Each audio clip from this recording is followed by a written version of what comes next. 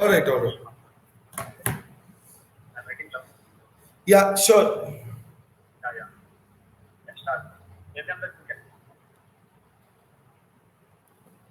Hello.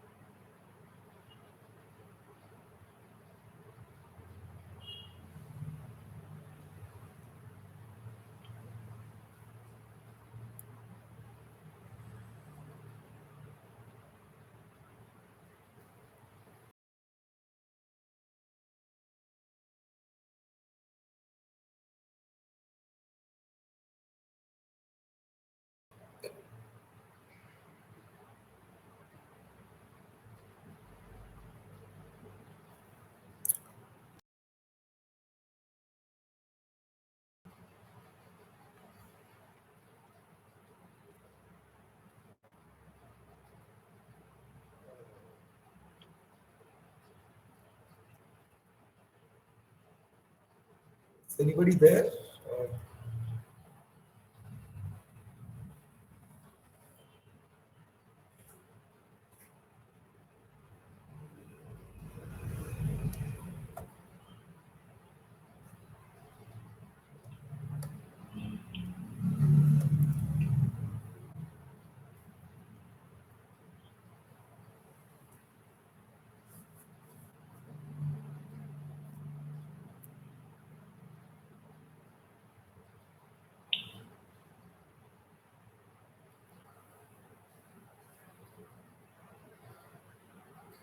Okay. So I will be starting now. So hello everyone. My name is Praveen Hatti. I'm a co-founder of home services and maintenance startup called Unplan. Our website address is unplan.im. We are based out of Bangalore. We are approximately 2 years, 2+ years old. So what we do is we provide services to help our customers manage their properties in terms of cleaning, painting, pest control, handyman, any civil works they need, any interior design works they need. We help them manage these services through us. So we are a little different compared to a lot of players in the market. Majority of the players in the market are marketplaces, a kind of a platform startups who connect customers to service providers like that. We are different in the way that we have our own in-house workforce providing these services. This workforce gets trained by us. We manage the customer experience end to end, right from booking to the service delivery, and we have standardized the pricing also. Before I started this company, I one second. Yeah. So before I started this company, I've done PGP MBA program from IIM Ahmedabad. Before that, I'm an electrical engineer from NIT Surathkal. Uh, I'm a 2009 graduate. Post that, I have worked in multiple startups for around 3.5 years, and then I did my MBA from Ahmedabad, and immediately after MBA, I started this company. So, as mentioned in the webinar description, uh, this webinar is designed for people who are looking to do their MBA and start a business. The idea is MBA gives you that skill sets which will help you run a business more effectively. So I would like to connect my experience of running this business since last 2.5 years to my experience in Ahmedabad, what I studied there, what was my objective, and how I'm connecting those learnings to my day-to-day business operations here, right? So see, when I graduated from my engineering, I have always wanted to start a business. I come from a non-business family. My father used to work for Indian Air Force, so like this starting a business is like a first thing in our family, extended family actually. So obviously, I had not seen how a business works, or the only experience was as a customer for businesses. So I my logical step was after engineering was to work in startups. Why I wanted to work in startups? The in a startup, what happens? You get to do multiple things simultaneously. If you work in a big company, you get a defined role and responsibilities. You don't get to experience what else is happening in the company as such. But when you work in a startup, what happens is you get to not only, suppose you are joining as a salesperson, you're not only doing sales, but you might also end up doing operations, or you might also end up hiring for your team, so their HR comes into place. You There might not be a proper accounts department, so you might end up doing accounts for your vertical, and so on. So you get exposed to so many different aspects of a business. It prepares you to run a business. See, when you become a business owner, you cannot like everything which is in the scope of your business is your end responsibility. You might have people doing it, but at the end of the day, you need to have skill sets to even assess what kind of work has been done, whether it's good or bad. So you need to have skill sets for that. So my objective of the engineering was to start a business, but what we actually ran a business for around couple of months. But what we realized was we don't have the necessary skill sets and experience to actually like make it successful and big. So I decided to work for 2 3 startups. The startups I worked for were from completely diverse fields. I worked for a recruitment startup where I did sales, marketing, operations. Then I worked for an analytics consulting startup where I did analytics, technology. Then I was in a power plant power manufacturing company called NTPC for a year. Post that, the logical next step for me was going for an MBA, because what I learned there were more of the practical aspects of business. MBA gives you a lot more structure to your approach. So you might know that I need to improve my efficiency of my production. You might come up with like a small change here, small change there, which might improve the efficiency.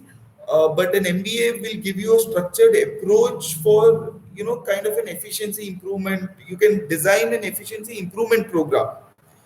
So that's the like the beauty of doing an MBA.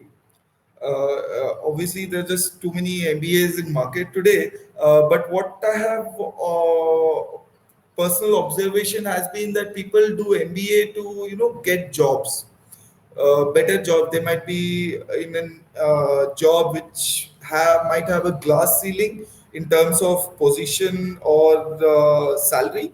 So they look at MBA as a way to go to the next position or become a manager or something like that. I feel those are not. Uh, they're not so in a long term, they don't give you as much returns if you go with that approach. You should do an MBA to learn. That was my objective when I joined IIM Ahmedabad. My objective was to learn as much as I can. I was not looking for a job placement as such.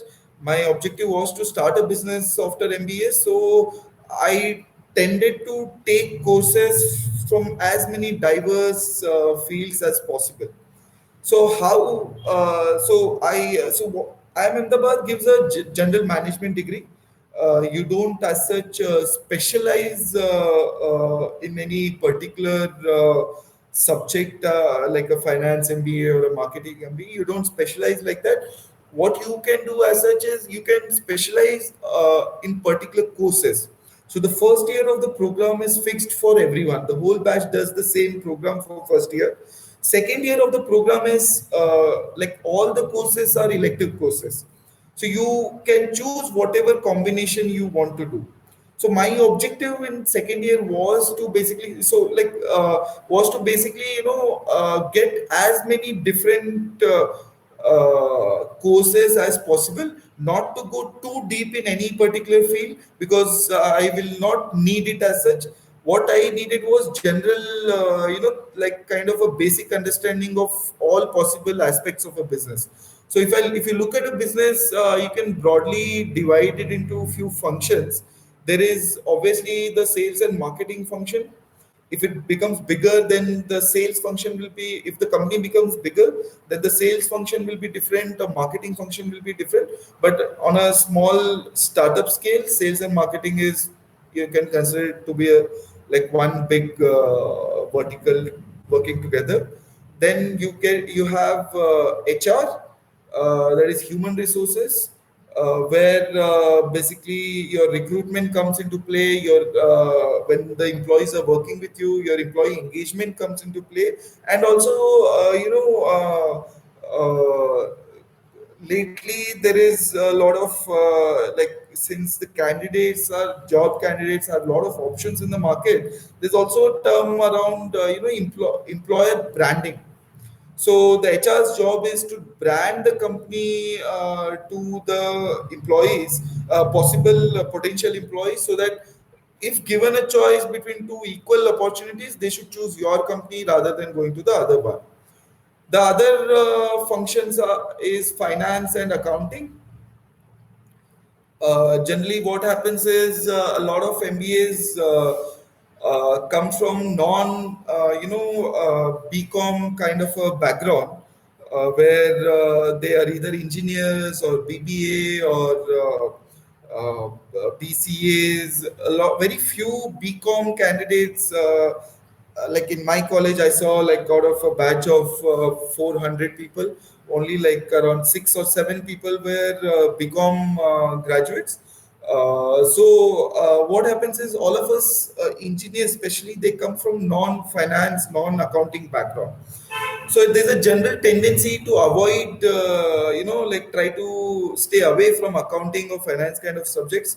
I would suggest you guys to, like focus on accounting, because if you plan to start business, accounting is a major part of your business. I did that mistake myself, so that's why I'm telling you guys that don't ignore accounting. It is an important aspect of your business, because what happens is all the business which is happening, the reporting for that is your accounting function. So how your business is performing, your cash flow management, your working capital management, all that gets reported in your accounting books. So you need to have a good hold on your accounting, right? So we covered sales and marketing, we have HR, we have finance and accounting. The other part is technology. So lately, when technology has become an important part of businesses nowadays, where earlier technology used to be your back-end ERP system or an accounting software. Today, technology has also become an way of selling to customers through e-commerce or any other medium. So I would suggest like you focus on that also, where you do some technology courses when you do your MBA. And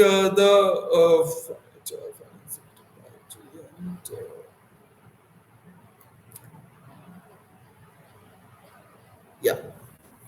So that's broadly how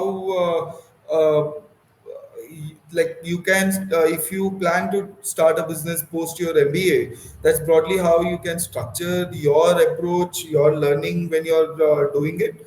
You can focus on some sales and marketing courses. You can focus on some HR related courses. Do some accounting, finance related courses, and technology. Technology is going as we go, as in future, technology is going to be an important pillar of any business which is there. Even if you're in a very traditional core hardware kind of a business, still technology will add significant value to it. So technology, please do not ignore technology also. So my 2 years at MBA, I focused on these courses, tried to learn as much as possible. I did not go deep in any subject because my objective was to do business. If you plan to, start a specialized business in any particular field, if it's like a business in finance or a technology company or a HR company or a marketing company, then yes, you need to do more courses in that. You need to go deeper in that, because the objective is whatever business you're starting, you need to be like expert in that business, expert in understanding the various aspects of how the business gets delivered, who are your customers, their behavior, and so on. I'll cover that part now. Now, suppose you are, like starting a business. What happens? How did I? What was my journey when I started this business?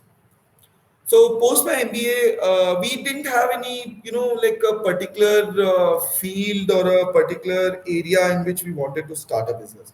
So what we did was we kind of, I graduated. I came to Bangalore because I'm from Karnataka, so I wanted to, start the business here. Uh, yeah. So what we did was we came.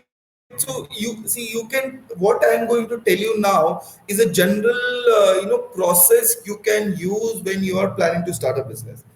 So when I graduated, I came out. We did a lot of research. So when I say research, what is that? The research will include online research. See, you'll have to kind of zero down to some few industries where we you would want to start a business. These few industries can be from your past work ex or your past experiences where you have some kind of understanding, or you have a liking to that industry. All right. So we focused on three, four broad industries in which we want to start a business. Then what we did, so like you can make a note of it or keep it in mind that what industries you want to target. That is first step in like deciding that these are the three industries I will want to operate in. Now, in these among these three industries, you need to come down to one particular industry. So how do you do that? So you need to research on these three industries. How do you do this research? One is a part of like which internet has made it very easy nowadays is there's so much data available in market right now, internet, that like a majority of your research can happen online. I won't say do like 100% online research only, because what happens is then critical part of your research data comes from your offline experiences which you won't have. So like you can have a rough like distribution of 50-50. So online research, you research on these industries, research on who are the players who are operating in these industries, what is their business model. So when I say business model, a business model basically, see in net, what is a business basically is there is a need in the market. A customer requires a particular service or a product. There is a company which comes and says, okay, I will provide you this product or service at this price. If customer agrees for that, the two of them do a transaction and a product or a service gets delivered, and customer pays the business. This is in a very crude or rudimentary way. This is how a business operates, right? Now, as you go deeper and deeper, you would start understanding the various levers, various factors which affect this transaction. So there is a customer on this side. So when you do customer research, you need to understand your customer very well, right? When I say very well, you need to understand what they like, what who is your who is your customer as such, their personality. So like say for in Unplan's case, our customers are somebody who is like a homeowner who has a flat or a property in Bangalore. Generally, what we have seen is he's 30 plus in age group, married with a kid, or they might be single couple, just a couple also. The earning of the house is decently high, 1-2 lakh rupees a month. Is the earning of the house, and they are busy. For us, see our services, unless if it's a specialized technical requirement like a plumber or a painter or something like that, generally our customers are somebody who do not have enough time to do these tasks themselves, right? So that's when they reach out to us. So there's a particular customer profile I told you, Ram. That is my unplanned customer, right? uh, People are asking few questions on the chat. Can I answer those questions in some time at the end? Would that be fine? Yeah. So we understood our customer. Now we understood their needs. Like what are their needs? So when do they need a cleaning? When do they need a painting? When do they need a plumbing service or an interior design service? So you have a customer profile and then you have a customer need. When you combine the two, what comes out is kind of a customer story. Okay, so see, I'll give you an example. Say Uber and Ola is there, right? So they had a customer story. Okay, the customer goes to office in the morning, and they need transport. And Indian urban cities do not have good transport, system. either you go like Bangalore just now got like last 2 years we have got metro services here. Otherwise it used to be either bus or you take an auto.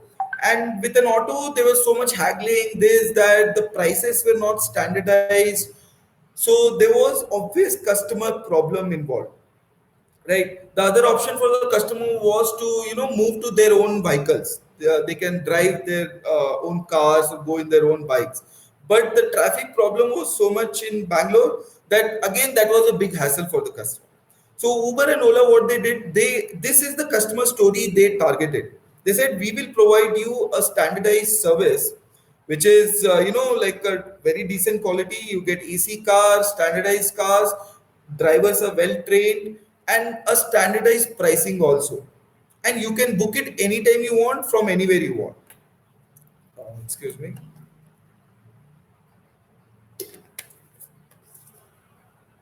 Yeah. So uh, yeah, so for coming up with a customer story for your business is very, very, very important, because when you come up with a customer story, you would have understood your customers, you would have understood their need, and you would have clubbed them and created a story ki, this is when my customer needs my service. Now you will so from when you do this, what happens is you have researched so much that you already like you will be able to form a lot of strategies around see when a customer need is there, and then you come up, you are for starting a business which is going to solve this need for them. Now but you need to reach that customer, right? You need to tell that customer ki, okay, you have this need, and I am the one who can solve this need at this price point. But how do you reach out to that customer? When you do this customer story research, you would be able to come up with like behavior data ki, okay, my customer is a lot online, or maybe he's always on Facebook, or maybe he searches on Google. So see, a lot of our customers are property owners. Okay, so a young kid who is 20, say between 20 to 30, who is always online, might not own a property. So he might not be my exact customer, by the way. My exact customer will be somebody like 35 years old, married with a kid, and he has a property. He's in a very senior position in a company, project manager, director, vice president, that kind of a customer. Now, how do I reach him? He is not so much active on online. He is not so much on, so that I can serve him ads and all. He is not so much online. So how do I reach him? So that is a problem we, like we had to solve as Unplan. So one way we, like these guys, they talk a lot among themselves. For them, 500 rupees or 1,000 rupees doesn't matter much. For them, convenience and a good quality matters. So our approach when we started Unplan was to provide a very, very good service at a very, very good price point, right? So when the customers took our services, they were so happy that they went and these so where how did my like brand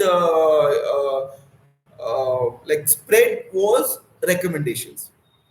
We did not take the online marketing way. Obviously we were not funded, so we didn't have enough a lot of money to spend on marketing. So we what we did was we invested a lot on our service quality, training our people, and which kind of like people used our service, they liked it, they liked the price point, they liked the training our people has gone through, and they like the whole like the whole experience they went through when they booked the service to the service delivery.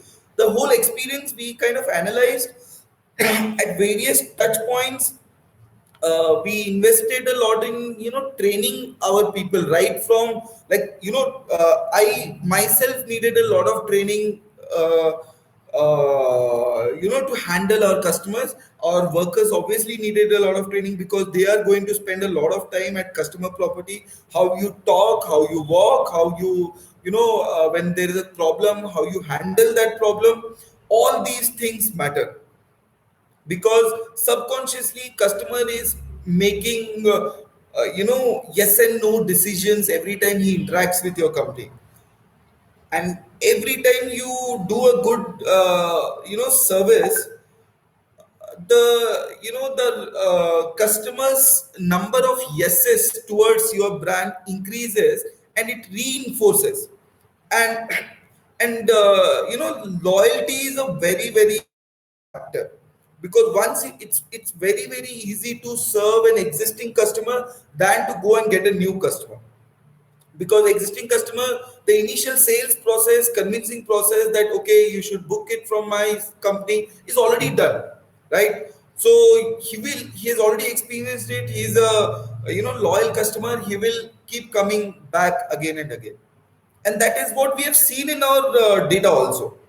So you have customer story. From there you come up with the next point is your business model. This is your business model. What is the business model you are going to have? So good example would be what we are in Unplan we are doing. So there are a lot of other companies in our space who have something called as a marketplace model, a platform model. What is a platform model? You can look at Uber or Ola. So a customer books it through Uber. Uber passes that order to a cab. That cab is not owned by Uber. The cab driver is not an employee of Uber. He is a partner of Uber, right? So that is a kind of model is called a marketplace model, right? So there you have a platform in between. Yeah, I'll answer that. You had that, right? I'll answer. Just give me some time. I'll end of the session. I'll just answer all your questions. I'll just finish this, then I'll answer all your questions. Okay. So there are buyers on one side, buyers or customers on one side, and you have suppliers on the other side, and in between you have a platform which is connecting these two, right? So earlier platforms used to be like a Just Dial is there, or Sulekha is there, or there is some ask.com, something like that. So what they did was they were kind of a listing and a classified platform. People will, I'm a business owner, I'll come and list my business there. People will come and see my contact number, and they'll give me a call, and then we will take the transaction offline of the platform. Platform's job was to give me a contact, and we just I connected with the customer, and we are offline. We are discussing it on the phone or email, whatever, and we do a transaction offline. These guys, Uber, Ola, or in my sector, there is a company called Urban Clap or Housejoy. So what they did was they came in between. They said, okay, service requirement is this. They standardized the service. They standardized the pricing, and they brought in something like a rating system, right? And they connected and said, Ki, do all the transaction online on my platform, and service delivery will anyway happen offline, right? So that was their model. When we started, these companies were already quite big. They were operating, but what we realized was, see, when you still have a third party providing service for you, what happens is you really do not have control over the customer experience. You can control the online experience of the customer. You can, to an extent, control customer experience, service delivery experience also through a rating and incentive and penalty kind of a scheme. But what we realized that time was it was not working out well. So we thought we will start with an in-house workforce, right? So we hired our own people, hired our own housekeepers. We trained them in the way we want our service to be delivered, and then we started like providing this service. So our business model was not a platform. We are a business. We have our own workforce who are attached to us, and there's a customer who connects to us, and we provide the service. So when we do that, what happens is we are controlling customer experience right from the moment he comes on our website or mobile app to the service delivery part of it is controlled by Unplan end to end. So that kind of helped us, provide a very good service. Being in-house workers helped us reduce cost and also pass on the benefit to our customers. And from there, we started with a cleaning service, on-demand cleaning service.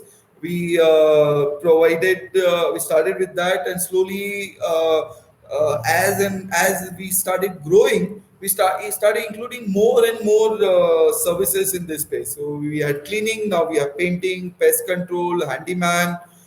We've recently launched our interior design services and a property management service, right?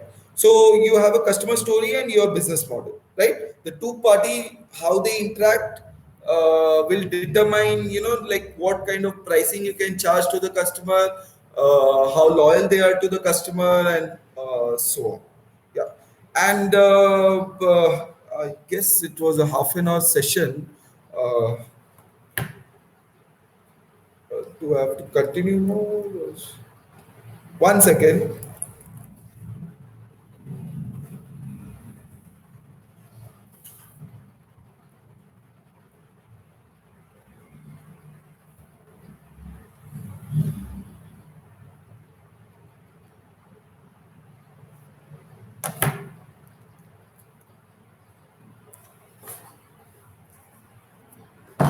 Yeah.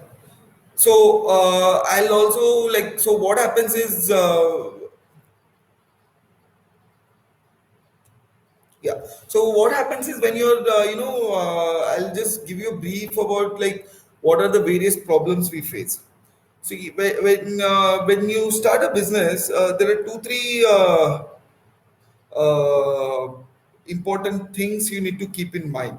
See, I talked about your research, I talked about your business model. Now, the next part is assuming you have arrived at the industry you want to target, you have arrived at the kind of business model you want to have. The next step is in the whole process of starting up is having a team, right? Having a team is very having a good team is very important. All right, because what happens is a startup will go through a lot of up and downs throughout its lifetime, and a good team is what will help you succeed. So I started my business with my school friend. He's been my like school mate since fifth class, and we've been best friends. So he and I, we started this business.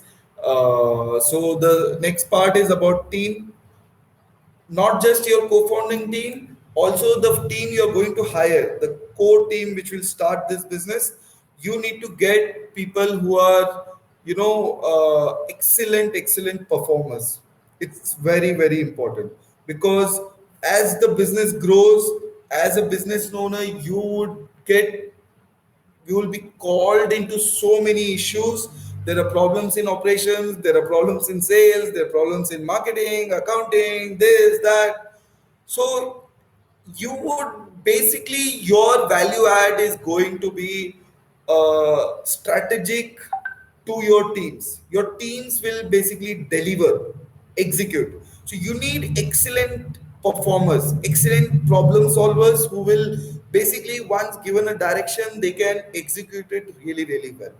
So make sure you hire a good team, because a good team is, 90% of the work is done when you hire a good team, because and it's a lot less tension also for you. Otherwise, you'll end up, juggling a lot of things, and when you do a lot of multitasking, your quality of output goes down. You need, your mind and body to be focused on one thing at a time. You cannot be like working on sales and marketing but worrying about operations mein kya ho raha hai, or HR में hire करना है, and so on, right? So get good team. Third is sales and marketing part. I think I'm done with time here, but if I get an opportunity to, do a session again, I'll cover these points then. And thanks a lot, whoever was there. It was a nice session. Any questions you have, you can put in the chat here, and I would answer that. You can also, I'll mention my email ID also. Anybody wants to reach out, I have any doubt or any help you need, if you have a business plan, you can reach out to me. I'll surely help. And thanks a lot. Yeah, I'll answer the questions.